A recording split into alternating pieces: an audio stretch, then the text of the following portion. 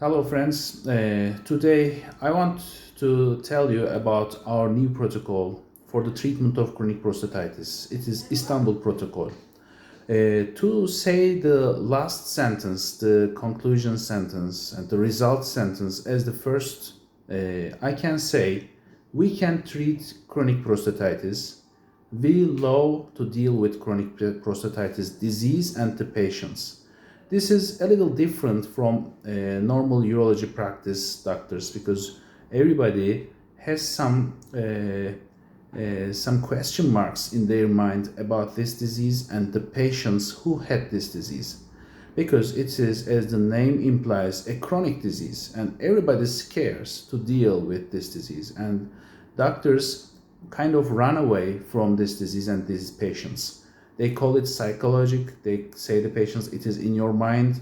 They give some treatments for a couple of weeks, like a month, 6 weeks, antibiotics, anti-inflammatories, and when it has no cure, the doctor wants to run from the patient. But as I said at the beginning, we treat chronic prostatitis successfully. And we love to deal with this disease. We love to deal with these patients. What we do, I call this, I give a name for this technique, and we call it Istanbul Protocol for Chronic Prostatitis Treatment. Mainly, what I have learned in my education is Western type medicine. We learn in our schools in Turkey, Western ecoles, Western medicine. And in Western medicine, chronic prostatitis has no treatment. Using long-term antibiotics, hot baths, anti-inflammatories, antidepressants, depressant drugs, they don't totally solve the problem. So, like 10 years before, one of my patients come to me for another urologic problem, and he mentioned to me that he has some other solution for chronic prostatitis treatment. Actually, he doesn't call it chronic because he is treated and the problem has gone from him. And he said he had these treatment in all Soviet countries, Russia, Ukraine, and Moldova. He travels to these countries for this treatment. Actually, he was living in that countries that time, and they solved the problem. I was interested and asked how it happened, what's the solution? And he told me the solution for this is mainly prostate massage, but additionally, all Soviet countries have some instruments developed specifically for this disease. And these instruments, first, they increase the blood supply to the prostate, blood circulation in the prostate. Then by vibrations and like microwave-like effects, they vibrate and heat the prostate, and with a special light bulb, infrared like light source, they heat the prostate. Then they do the massage, and the effect is really very well. So, and he mentioned me massage, and 10 years before, I began to perform this massage to my patients who had prostatitis symptoms, and the responses were good. Like 50% of the patients had responses. I treated them, they were happy, and I was continuing like this. And this patient never come to me for this treatment because he was going to Moldova, old Soviet country, one of the old Soviet countries. He had a doctor there, and he was yearly visiting this doctor. Then after, during pandemic times, he came to me and he explained that he cannot go for his control visits, and he wanted me to describe me how they do the prostate massage and asked me if I can do this prostate massage for him. I said, I am already doing this massage for 10 years. After he described me, he told me they are doing such a thing and it is successful. I am practicing this already. He was happy and I did the massage, and he said, okay, this was good and very similar to what they do, but it is not enough. What I do is not enough because we don't have these special instruments that the Russians, all Soviet countries use.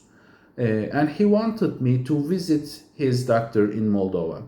After pandemic is over, borders are opened, I went to this doctor and he taught me how he is performing this. First without massage, without instruments, and then with the instruments. I understand that the instrument makes it very easy and effective. They increase the effect of prostate massage at least 30%, and they decrease the pain caused by prostate massage again at least 30%. So I had this education there, and I ordered these instruments, and I take these instruments to Istanbul to my clinic. We are not performing the same. That's why I called my protocol Istanbul Protocol. It is a little different than what Soviet countries do. They just take a sample at the beginning to see if there's a bacterial infection in the prostatic fluid, and they do prostate massage, and they, in some of the massages, not all of them, they use these instruments. So we changed the procedure a little bit there. We changed and improved the procedure, let's say. First of all, in our protocol, we want to see if there is any other disease inside the bladder, inside the prostate, because we have a chance of misdiagnosing some very dangerous diseases if we blindly massage and heat up all the prostates. So in Istanbul Protocol, step one is, of course, evaluating the patient. We listen his story, because all of these patients have a very long history with their disease, very too much unsuccessful tries to treat this disease. And we evaluate these and examine their laboratory and radiology results. Second step is we do physical examination with the help of ultrasonography, and I do an abdominal ultrasound including liver, spleen, gallbladder, kidneys, bladder, and prostate. I cannot say I evaluate the pancreas too well, because it's very deep organ and it's difficult to evaluate. And as a urologist, I'm not very expert in other organs too. And then we evaluate scrotum, because sometimes prostatic infection symptoms may be mixed with the testicular symptoms. Sometimes they have testicular pain, and it may be varicocele originated, or epididymitis may be, or epididymal cyst may be, or testicular tumors may be present. So we have to evaluate these. After second step, we evaluate the patient with cystoscopy. It is important. Of course, we do a urine test and see there is no active urinary tract infection. And after that, we want to evaluate the patient with cystoscopy, because we can misdiagnose some very important and very dangerous diseases before beginning to prostate massage. So the next step is cystoscopy. We use flexible cystoscope. We numb the urethra, numb the bladder for a really long time, and after numbing these organs, we do flexible cystoscopy, which has not caused too much pain, which is tolerable.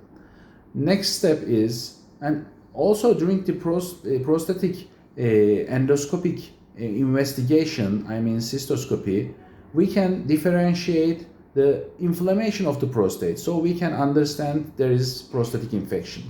And sometimes we also perform prostatic massage during the cystoscopy, and we can see the outcome of prostatic inflammatory fluids discharge coming out from prostate, and we can easily diagnose it is a chronic prostatitis. It's a prostatic infection 100% with 100% we can say 100% success rate. So after we do the cystoscopy, we do prostate massage. First day we do it very simply, very light, and then we give our treatment and take a sample from the urethral discharge, if we have this discharge, and we send it to the laboratory. The results comes in a couple of days. So the next day in our protocol is second day, doing the massage again. But this time, before starting the massage, we use the Russian instruments. They are first. Also, we changed this protocol, and we initially used the vacuum device, which is a penile vacuum device, and it is also helpful in minor erectile dysfunctions, but we don't use it for this aim. We use it to vacuum some blood into the penis. This makes also vacuuming some blood into the prostate, and the circulation in the prostate increases by this way. And second step is we have a special instrument, Intramag. It is a magnetic field producer, and with this magnetic field it causes some micro vibrations in the prostate, and this heats up the prostate. It's commonly used in Russia in these kind of inflammatory disorders, both in men and also in women, and sometimes hemorrhoidal diseases. And this heats up the prostate in a certain level, to a certain level. And the last instrument is a special light bulb, and this light bulb has the property that it carries the light into the throughout this bulb, special bulb, and which we put inside the rectum, and it comes into contact with prostate, and the places where it comes into contact, the light accumulates and it heats up the place where it touches. It also produces some kind of ozone and nitrous oxide radicals, which is also effective in killing the bacteria in the prostate, and it's very, very commonly used in all Soviet countries for these kind of chronic inflammations like prostatitis, like vaginitis, urethritis, hemorrhoidal disorders, etc. So we do the second massage after we heat and soften the prostate in this way. Third step is third day actually. We repeat this heating process with the devices and prostate massage again. And in the fourth date and fifth date, we give some holiday, empty day for the patient to rest, and for the prostatic fluids secretions to concentrate, to gather again, to collect inside the prostate again. And after a 2-day off period, which is Saturday and Sunday, we try to arrange it like this. Monday we start again for 3 days. Monday, Tuesday, Wednesday, we do the prostate massage again after the heating up with our instruments. So this procedure, this protocol is different than the protocol which is used in the old Soviet countries. We changed the order of the instrument usings, and we do cystoscopy before. So we think it increases the efficiency and successfulness of prostate massage significantly. As a last sentence, as I say first initially, we believe and we allow to work in this disease. We have many patients who are treated completely with this method, and also some of them come us for control after 6 months or 1 year period. But we can say with a very, very high probability this disease has a cure, and we allow to work on this disease. So you have to visit Istanbul for 8 days for this treatment. So first 3 days is the beginning, first 3 massages, and then 2 days off. This is usually at the weekend, and then 3 days more. When we finish this Istanbul Protocol session 1, we will call you for a second session, sometimes in 3 months period, sometimes in 2 months period, sometimes usually at 6 months period. So the aim is to have this treatment in every 6 months, then maybe after in every year. But for most of the patients, this will not be necessary.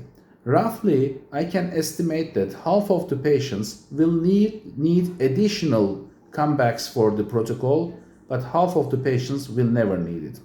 Yes, as a last word, we believe and love this treatment, and I wish everyone a good and healthy life without prostatic infections. Thank you.